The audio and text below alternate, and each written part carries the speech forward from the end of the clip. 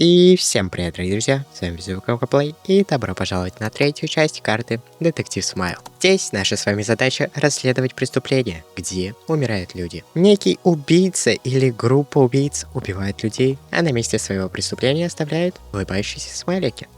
Наша задача разгадать, в чем же тайна, кто это делает, и, конечно же, прикрутить эти убийства. Если вы не смотрели прошлые две части, то обязательно посмотрите по плейлисту, который прямо сейчас показывается по подсказке справа. Но если вы уже смотрели, то желаю вам приятного просмотра. Заварить чуфу и погнали!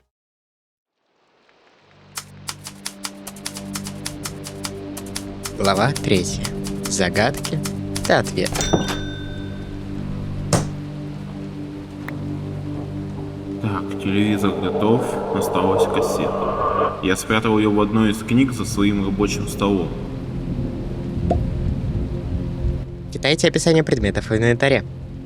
Блокнот – это ваш главный помощник в расследованиях. С помощью него вы можете узнать текущую цель, нажав ПКМ. Но сейчас мы знаем, что нам нужно проверить все книги, которые мы тут оставили. Что ж, давайте поищем. Странное досье. Логические головоломки. Это обычные безымянные книги. Окей, давайте я все сразу книги соберу, и мы посмотрим, что у нас в принципе есть. Словарь. Много слов. Мало помню. Война и мир. Классика. Кулинарная книга. Детектив полагает, что в этой книге содержится секретный код. Он все еще пытается найти специалиста по шифрованию, чтобы понять значение этих рецептов. Вряд ли там что-то есть. Ну ладно. Безымянная книга. Это книги лишь для видимости. Понятно. Логические головоломки. Оригинал. Этот сборник – хорошая тренировка для мозга. Старинное досье. Интересно, что события, указанные в досье, не происходили, а само досье попало к нам по почте. Да, дети погибают в указанное время, но лишь раз в 10 лет. Устаревшее досье. Я храню это как напоминание о том, что их гибель, возможно, стала началом или завершением чего-либо значимого. Книжка из 3 страниц. В этой книге было чуть более 200 страниц. Мне пытались помешать всякие насекомые, но я был сильнее их. Оно. Какой самый пугающий вид клоуна? Тот, который знает ваше настоящее имя. Введение в криминалистику. Оно хранится у меня еще со времен учебы, но сейчас кажется более легкой по сравнению с остальными. И философия счастья. Не уверен, но мне удалось осознать, кто я такой. Ага, понятно. Так, ладно, вот эти, я так понимаю, мы можем все прочитать. Давайте попробуем. Введение в криминалистику. 1. Система. Криминалистика – область юридической науки, которая изучает закономерности приготовления, совершения, раскрытия преступлений и разрабатывает систему методов и средств их раскрытия. Цель криминалистики – полное или своевременное обеспечение раскрытия и расследования преступлений. Выделяют такие разделы, как общая теория, криминалистическая техника, тактика и методика. О, мы нашли с вами кассету. Кликните по кассете. Так просто и так гениально. Окей, да. Необычная кассета. Эту кассету дал мне Сквотер. Если вы не знаете, кто это, то посмотрите прошлую серию. Но что на ней может храниться? Не думаю, что Сквотер связан со смайликами. Вероятно, он просто нашел кассету и спрятал ее под сторонних глаз. Окей, но давайте все-таки дочитаем введение в криминалистику. Основа трассологии. Трассология – отрасль криминалистической техники, изучающая механизм возникновения следов. Разрабатывает средства и методики их собирания и исследования для расследования. Дальнейший текст не связан с делом. Ага, то есть вот это у нас связано с делом. Нам нужно будет найти какие-то следы. Окей. Это, я думаю, полезно. Ну и давайте посмотрим устаревшее досье. Имя Григорий, фамилия Сычиков. Место рождения – Азалиевск. Цвет глаз – болотно-зеленый. Образование – начальное общее. Специализация – артистическая. Биография. Григорий Сычиков родился в простой семье. С детства он стал объектом насмешек из-за быстрого роста волос на теле. В 6 лет его забрали в цирк, где он выступал перед публикой, которая только усугубляла его страдания. Жизнь в цирке была настоящим адом, пока ему не повезло встретить доброту. Молодой полицейский, служивший в небольшом городке, где остановился цирк, помог начать новую жизнь. Но Григорий, измученный годами издевательств, не смог поверить в доброту полицейского и предал его. В итоге он возглавил преступную группировку, используя свое прошлое как средство для мести. Он находил людей, которых считал виновными, и их семьи. Он подвергал их пыткам и издевательствам, так же, как когда-то издевались над ним. Он лишь сделал исключение для одной семьи полицейского, которую пощадил в знак благодарности. Это была его роковая ошибка. Михаил Шишковский. Что-то нам эта фамилия, по-моему, говорит. Ну ладно. Сын полицейского стал детективом, отлично проявил себя в работе и смог найти Сыча. Однако эта встреча оказалась для них обоих и первой, и последней. Дата смерти — весна 1987 года. Насколько я помню, вот этот вот детектив — это есть тот детектив, который был до нас. Ага. Окей. Допустим. Так, ладно. У нас еще осталось странное досье. Место Даниил, фамилия Полков. Место рождения Санбург. Цвет глаз серый. Образование высшее. Специализация медицинская. Биография. Даниил Полков родился и вырос в Санбурге. В школе он старался помогать ученикам, но в то же время держался в стороне от них и их помощи ему. Он понимал, как может помочь, но, казалось, не мог сам впустить кого-то в свою жизнь. В будущем возьмет ребенка из приюта и станет успешным психологом. Постепенно его страх подпустить кого-то ближе угаснет, что и приведет к тому, что в одну сентябрьскую ночь, когда он вернется домой, то обнаружит, что его сын погибнет, а находящийся в квартире репетитор сбежит. На следующее утро станет известно, что была убита женщина и ее две дочери, а сам Даниил скроется, сменит имя и переедет в другой город. С этого момента начали пропадать дети, которых оставляли дома одних. Возможно, убитый горем отец чувствует вину за то, что он оставил сына одного и не смог его защитить. Он пытается донести эту боль до других людей, чтобы те стали более бдительными, хоть и достаточно радикальными методами. Местонахождение Полкова сейчас неизвестно, но каждый год в период с августа по сентябрь продолжают появляться новые жертвы. Ага, и последние логические головоломки. На следующей странице вы найдете 10 логических задачек, а на последней ответы к ним. Эта книга не играет роль в сюжете, так что вам не обязательно решать эти головоломки. Два друга отправились в город. Им навстречу идут еще два человека. Сколько людей идет в город? Два, потому что два человека идут из города. Но если у вас есть другой вариант, то можете написать в комментариях. Какие животные всегда спят с открытыми глазами? Мертвые. Не знаю. Что было завтра, а будет вчера? Полночь. Что можно держать в левой руке, но не в правой? Правую руку.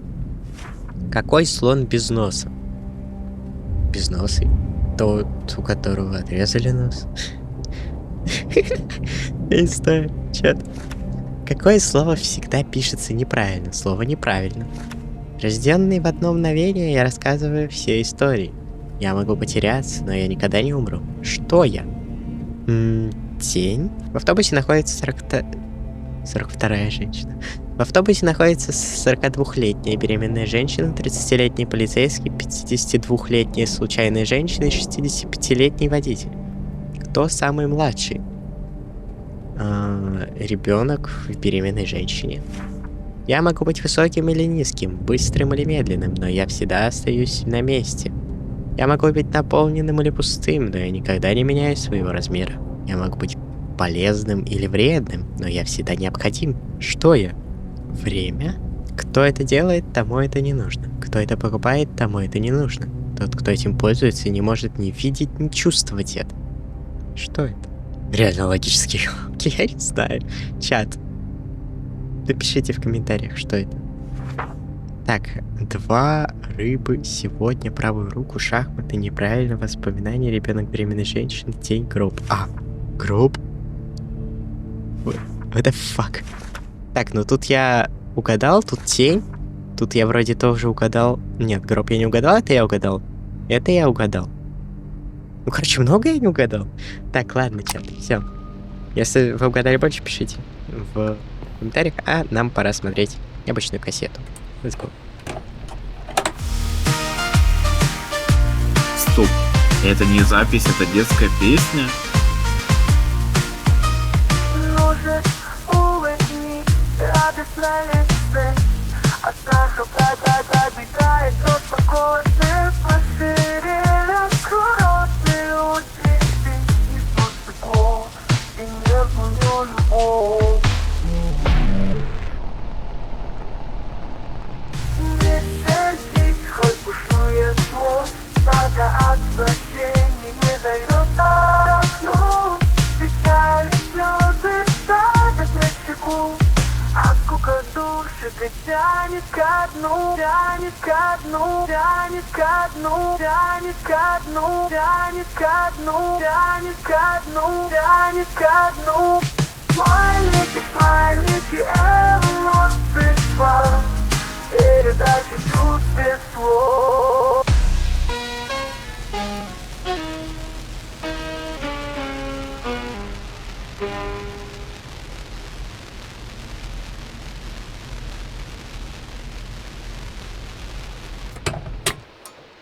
Ага. Ага. Да, вопросов стало еще больше, чем раньше. Какой-то спрятанный в детской песне некий странный шифр, который заключается в чем-то непонятном. Детектив лучше всего размышляет, когда рассказывает по кругу от стола к столу. О как. Ладно, сейчас, секунду. Давайте расставлю быстренько все книги, потому что они нам явно не понадобятся в нашем инвентаре. Все, окей. И давайте расхаживать к столам, к стола к столу, потому что, ну, это реально для размышления довольно полезно. Если вы так не делали дома, то я не знаю, чем вы занимаетесь.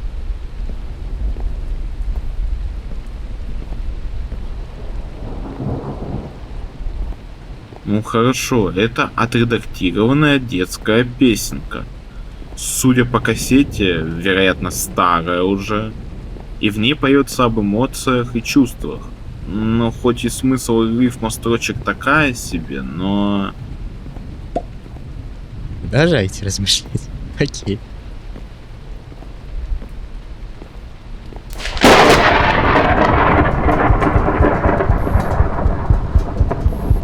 О, как... Че, я должен продолжать размышлять? Ты даже не прокомментируешь это никак? Ладно, продолжаем размышлять. Сомнительно, но можно попробовать выписать первые буквы этих эмоций, о которых поется в песне. Переслушаю еще раз и запишу. Так, давай. Ой,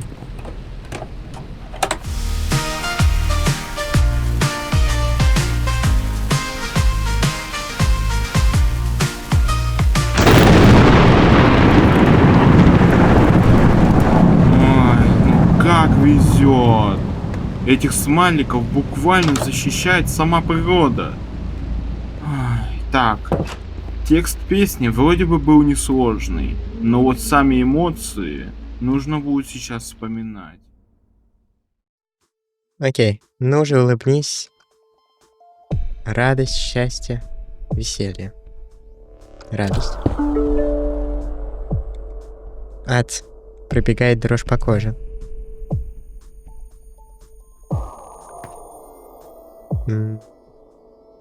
Ужас, кажется. Нет, не ужас. Страх. Да. Пошире раскрой рот. И... удивление. Удивись. Несу тепло и нежную... нежную нежность. Это тавтология. Какая-то получается вроде любовь. Да. Не сердись, хоть бушует... злость. Пока не дает вздохнуть. Неприязнь, брезгливость, отвращение. Там разве такое было? Неприязнь? Отвращение? И слезы давят на щеку. Грусть, печаль, грусть. Печаль. Да, печаль. Душит и тянет ко дну. Уныние или тоска? Ой, или скука. Тянет ко дну, тянет ко дну, тянет ко дну. Скука. Эрсузопс. Эрсузопс. Нет, из этого невозможно ничего составить. Короче, первая попытка комом. Тут дело в другом. Тут 8 эмоций, положительные, так и отрицательные. Может, нужно составить пару из 2 эмоций? Звучит так себе, но нужно попробовать. Угу. Эмоция радость противоположна печаль. Эмоции страх противоположна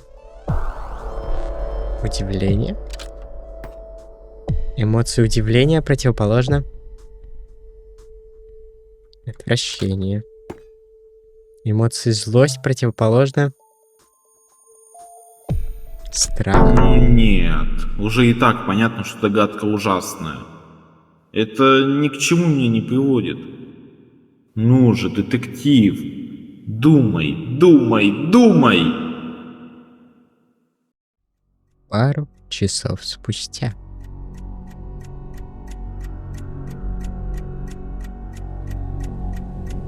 Может, анаграмма? Но нет. Скрытая рифма, слово или фраза? Ну тоже нет. Перестановка слов не помогает. Парная связь. Ну что же?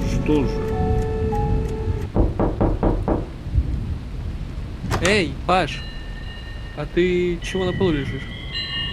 Размышляю. Тебе чего? Ну, до конца работы осталось 20 минут, и мы с мужиками собираемся пойти в бар. Я хотел позвать тебя с нами. Извини, но я очень занят. Да ну, я вижу. Лежать в этом тоскливом месте и глядеть... Тоскливое место. А вот если бы- Место. Ты гений! Да? Что, пойдешь с нами? Нет, конечно, но ты дал мне отличную идею. Чего? Идею? Неважно. Короче, идите, гуляйте, веселитесь. Если все получится, угощу вас виски. Пока. Хорошо. До понедельника. Несколько часов я размышлял о том, что же пытается донести эта песня. Каждая выраженная эмоция уникальна и говорит о своем. Ее посыл оказался совсем не таким, как я ожидал. Текст намного проще и немногогранен, чем я предполагал. Здесь нет прямой связи между строчками и эмоциями. Мне нужно обратить внимание на более метафорические аспекты. Попытаться найти места, которые могут вызывать такой спектр эмоций. И тогда можно будет связать их между собой условной линией. Но ведь эти смайлики-убийцы тоже слышали эту песню. Значит, они тоже должны были найти эти места, эти эмоциональные узлы. А значит, они банальные, стереотипные. Те, которые приходят в голову первыми, когда подумаешь о них. Детектив почти догадался, но для этого ему нужно начать с чистого листа. А, окей.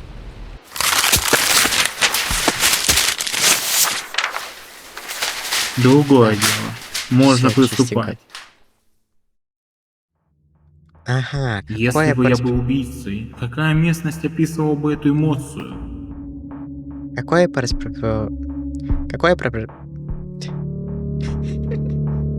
распространенным представлениям место больше всего вызывает эмоцию радость? Парк аттракционов, пляж, горы и скалы. Но я бы, наверное, скорее... Ну, для меня это скорее горы и скалы.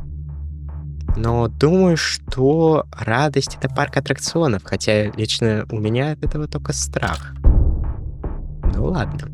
Какое по распространенным представлениям место больше всего вызывает эмоцию страх?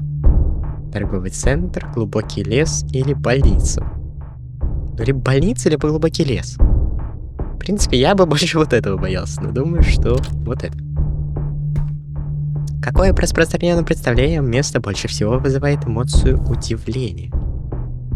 Музей достопримечательности Блошиный рынок.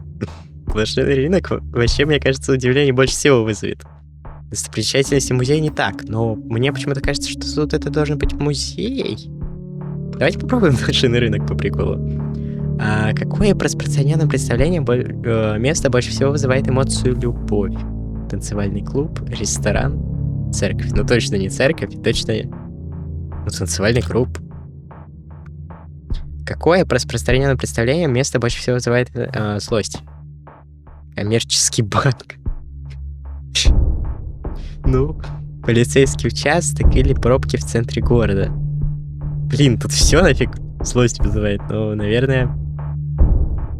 Полицейский участок или пробки в городе.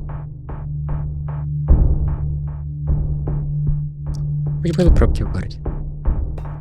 Какое по распространенному представлению место больше всего вызывает эмоцию отвращения? Завод, свалка или метро? Ну тут явно свалка. Какое по распространенному представлению место больше всего вызывает эмоцию печаль? Печаль. Приют, сгоревший торговый центр, кладбище. Ну, скорее приют или кладбище, но я думаю, кладбище. Какое по распространенному представлению место больше всего вызывает скуку? Офисный центр, почтовое отделение, библиотека. Офисный центр. И стоп! Неужели получилось? От радости до страха, от страха к удивлению, к любви, злости, отвращению, к печали и к скуке.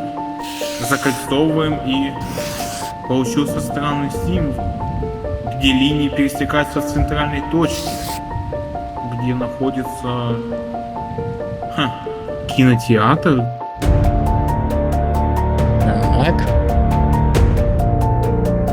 Так.